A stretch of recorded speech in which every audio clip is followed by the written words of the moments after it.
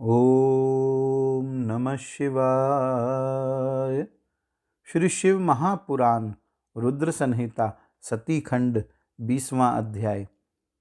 नारद जी बोले, हे ब्रह्मन, हे विधे, हे महाभाग, हे शिव भक्त, हे श्रेष्ठ प्रभु, हे विधे, आपने भगवान शिव के परम मंगलदायक तथा अद्भुत चरित्र को सुनाया। हे तात, उसके बाद क्या हुआ? चंद्रमा को सिर पर धारण करने वाले शिवजी एवं सती के दिव्य तथा संपूर्ण पाप राशि का नाश करने वाले चरित्र का वर्णन कीजिए। ब्रह्मा जी बोले, भक्तों पर अनुग्रह करने वाले शिवजी जब मेरा वध करने से विरत हो गए, तब सभी लोग निर्भय, सुखी और प्रसन्न हो गए। सभी लोगों ने हाथ जोड़कर नतमस्तक हो शंकर जी को प्रणाम किया, भक्ति पूर्वक स्तुति की और प्रसन्नता पूर्वक जय जयकार किया। हे मुने, उसी समय मैंने प्रसन्न तथा निर्भय होकर अनेक प्रकार के उत्तम स्तोत्रों द्वारा शंकर की स्तुति की। हे मुने, तत्पश्चात अनेक प्रकार की लीला करने वाले भगवान शिव प्रसन्नचित्त होकर सभी को सुनाते हुए मुझसे इस प्रकार कहने लगे। रुद्र बोले, हे ब्रह्मन, हे तात, मैं प्रसन्न हूँ। अब आप निर्भय हो जाइए। आप अपने हाथ से सिर का स्पर्श करें और संशय रहित होकर मेरी आज्ञा का पालन करें। ब्रह्मा जी बोले, अनेक लीलाएं करने वाले भगवान शिव जी की इस बात को सुनकर मैंने अपने सिर का स्पर्श करते हुए उन वृषभ ध्वज को प्रणाम किया। मैंने जैसे ही अपने हाथ से अपने सिर का स्पर्श किया, उसी क्षण वहाँ उसी के रूप में वृषवाहन स्थित दिखाई पड़े।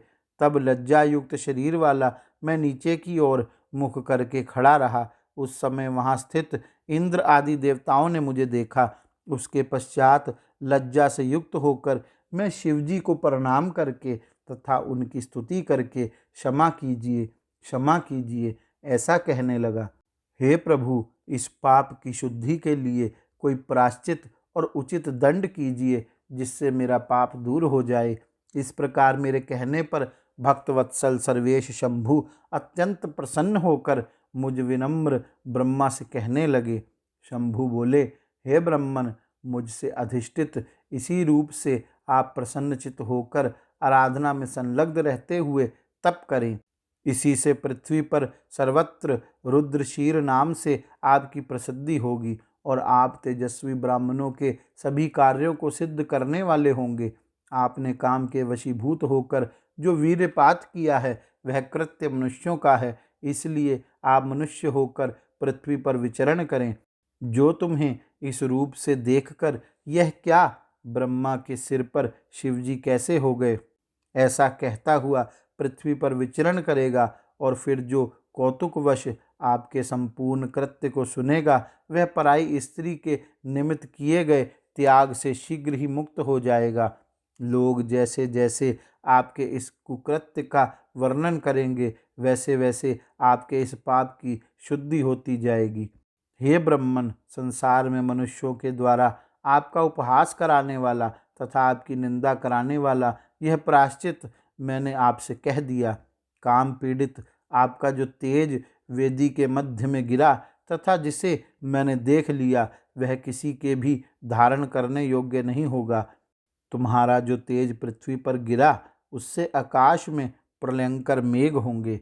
उसी समय वहाँ देव ऋषियों के सामने शीघ्र ही उस तेज से हे तात, संवर्त, आवर्त, पुष्कर तथा द्रोण नामक ये 4 प्रकार के प्रलयंकारी महामेघ हो गए। हे मुनिश्रेष्ठ, ये मेघ शिव की इच्छा से गरजते हुए, जल की थोड़ी सी वर्षा करते हुए तथा भयानक शब्द करते हुए आकाश में फैल गए।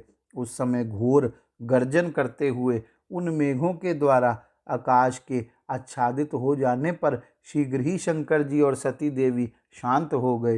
हे मुने, उसके बाद मैं निर्भय हो गया और शिव जी की आज्ञा से मैंने विवाह के शेष कृत्यों को यथाविधि पूर्ण किया।